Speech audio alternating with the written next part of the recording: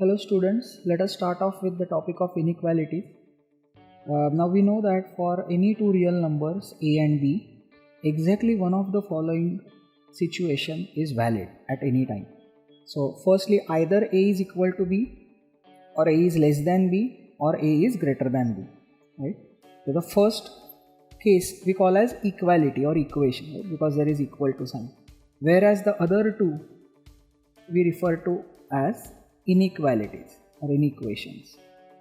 So when they are not equal, we call it as inequality. So it can be either less than or greater than. Now let us go ahead and revise the basic properties of inequalities, and most of which you must have already studied in the previous standards. But let's go over them once again to make sure that we remember them properly. Alright, now let us consider the numbers a, b, c, d and k to be the real numbers, okay? And based on this context, the first property says that if a is less than b, then adding on both sides k, the inequality remains the same.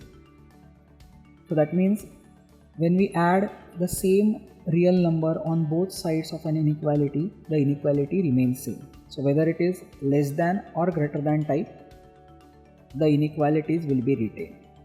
And exactly same is applicable even if you subtract k from both sides. Okay, so whether we add or subtract the same real number from both sides of an inequality, the inequalities remain same. Okay. Now let's see what happens when we either multiply or divide. Okay, so there are two cases now here. Let us first consider that a is less than b. Okay. In that case, multiplying both sides by k will retain the inequality only if k is a positive number.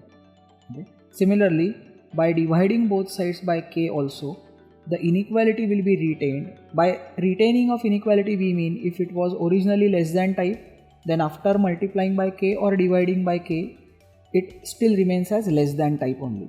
Okay. But this is applicable only when k is a positive number. If k happens to be a negative number, then the inequalities will reverse. Okay, so if you see, originally it was less than, and if you multiply both sides by k, which is now a negative number, in that case the inequality will change from less than to greater than. And same applies even if we divide by a negative number k. Let's take an example here. Like if you see 2 is less than 3, right?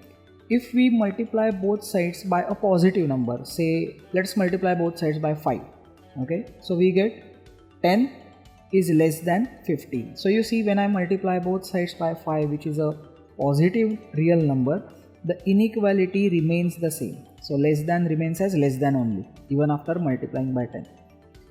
But if I consider once again the same starting inequality, 2 is less than 3, what if I multiply both sides by minus 1?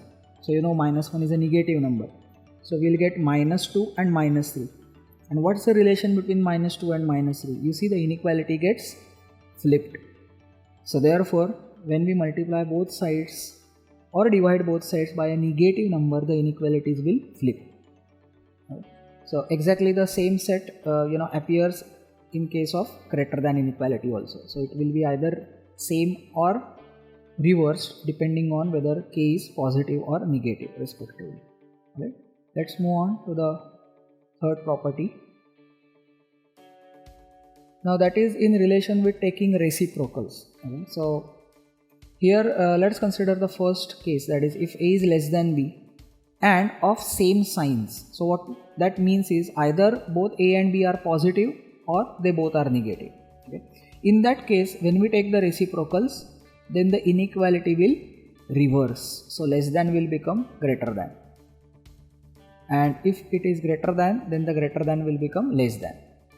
Okay, that's the meaning of reversing of inequality. But what if a is less than b where they are of different signs? So that means a is negative and b is positive. In that case, while taking the reciprocal, the inequality does not change. You see, less than remains as less than only. Similarly, if a is greater than b and they are of different signs, so that means the only possibility is that a has to be positive and b has to be negative. So in that case also, if you take the reciprocal, then the inequality will still remain same. It will not flip. Okay, so we have to remember these points carefully. Let's take an example if you want. So taking the example of first one, say 2 is less than 3 and both 2 and 3 are the positive numbers. So therefore while taking the reciprocal you will observe that 1 upon 2 is clearly greater than 1 upon 3.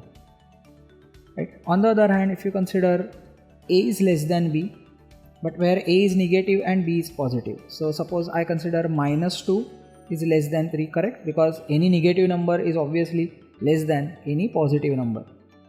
So what happens when we take the reciprocal? See, this will become minus 1 by 2 and we'll have 1 by 3 on the right side. Here we observe that the inequality is still retained because the reciprocal of a negative number is always a negative number and reciprocal of a positive number is always a positive number, and any negative number is always less than any positive number. So therefore here the inequality does not get reversed. Moving on to the fourth property.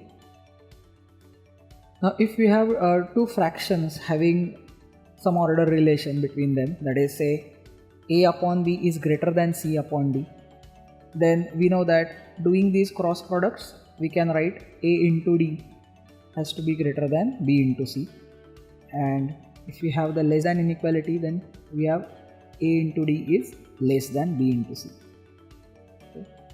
So we go to the next very important well-known inequality, that is for every real number x, x square is always greater than or equal to 0. So the square of any real number is always non-negative. So we have to keep this in mind while solving the sums on inequality.